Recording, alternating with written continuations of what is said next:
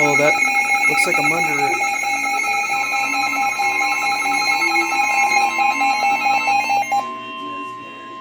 The National Weather Service in Birmingham has issued a severe thunderstorm warning for Blount County, Jefferson County. Yep, that's me. Until 1:45 a.m. I'm Central under it. Standard Time.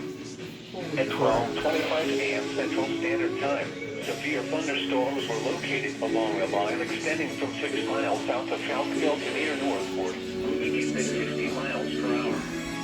Hazard, 70 miles per hour with gusts. Source, radar indicated. Impact, expect considerable tree damage. Damage is likely to mobile homes, roofs, and outbuildings.